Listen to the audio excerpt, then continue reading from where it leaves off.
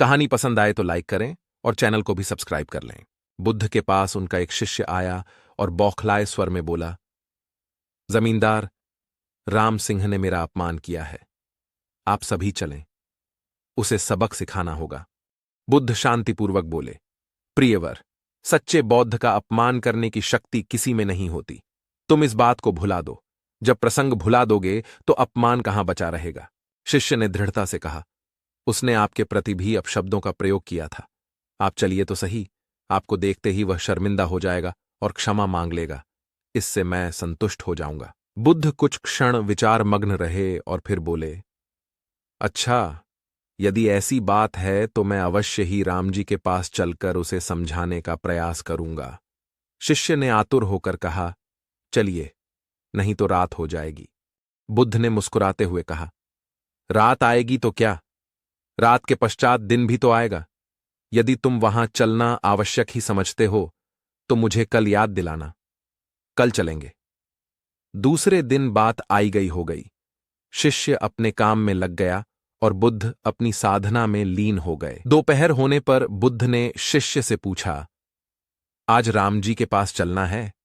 शिष्य ने कुछ संकोच के साथ कहा, नहीं, मैंने जब घटना पर फिर से विचार किया तो मुझे इस बात का आभास हुआ कि भूल मेरी ही थी।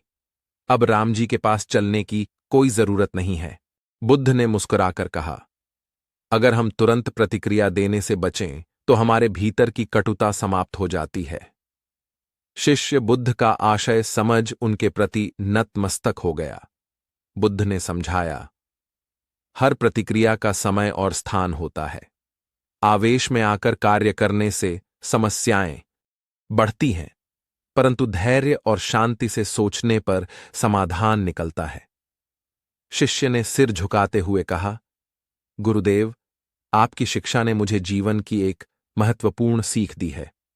मैं अब किसी भी परिस्थिति में जल्दबाजी नहीं करूंगा और धैर्यपूर्वक विचार करूंगा। बुद्ध ने शिष्य के कंधे पर हाथ रखते हुए कहा, यही सच्चा मार्ग है जिसमें हम अपनी भावनाओं पर नियंत्रण रखते हैं और शांत चित्त से निर्णय लेते हैं। यही जीवन की सच्ची सीख है। शिष्य ने बुद्ध के चरणों में झुककर आशीर्वाद लिया और मन ही मन इस सीख को जीवन भर याद रखने का संकल्प लिया। कुछ समय बाद शिष्य अपने गांव वापस लौट गया। उसने बुद्ध की शिक्षाओं को अपने जीवन में आत्मसात किया और गांव के लोगों को भी शांत और संयमित जीवन जीने की प्रेरणा देने लगा। एक दिन गांव में एक बड़ा विवाद खड़ा हो गया। दो पड़ोसियों के बीच जमीन को लेकर झगड़ा हो रहा था। दोनों पक्ष अपनी अपनी बात पर अड़े थे और किसी भी सुलह के लिए तैयार नहीं थे। शिष्य ने यह स्थिति देखी और दोनों को समझाने का प्रयास किया, लेकिन कोई भी उसकी बात सुनने को तैयार नहीं था। शिष्य ने बुद्ध की शिक्षा को याद किया और धैर्यपूर्वक दोनों पक्षों से अलग अलग बात की। उसने उन्हें समझाया कि आवेश में आकर हम सही और गलत का विवेक खो बैठते हैं और एक दूसरे को नुकसान पहुंचाते हैं। उसने उन्हें शांत चित्त से विचार करने का आग्रह किया और समझाया कि विवाद से किसी का भला नहीं होता। धीरे धीरे दोनों पक्ष शांति की ओर झुकने लगे और उन्होंने शिष्य की बातों को मानते हुए विवाद को सुलझा लिया। शिष्य के धैर्य और समझदारी ने गांव में शांति स्थापित कर दी और सभी ने उसके प्रयासों की सराहना की। शिष्य ने बुद्ध को एक पत्र लिखा जिसमें उसने इस घटना का वर्णन किया और धन्यवाद दिया कि उन्होंने उसे सच्ची शिक्षा दी। बुद्ध ने उत्तर में लिखा, प्रिय शिष्य, तुमने मेरी शिक्षा को सच्चे अर्थों में आत्मसात किया है।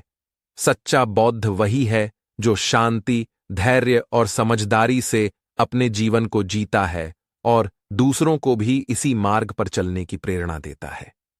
शिष्य ने बुद्ध के पत्र को पढ़कर गर्व महसूस किया और अपने जीवन में सदैव इन शिक्षाओं का पालन करने का संकल्प लिया। उसने निश्चय किया कि वह अपने गांव और आसपास के क्षेत्रों में बुद्ध की शिक्षाओं का प्रचार प्रसार करेगा और लोगों को शांति, धैर्य और समझदारी का महत्व समझाएगा। समय बीतता गया और शिष्य का नाम चारों ओर फैल गया। लोग उसकी बातों को सुनने के लिए दूर दूर से आने लगे।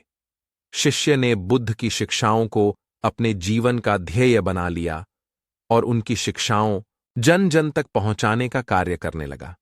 इस प्रकार बुद्ध की एक सरल सीख ने न केवल शिष्य के जीवन को बदल दिया, बल्कि उसके माध्यम से अनेक लोगों के जीवन में भी शांति और समृद्धि लाई।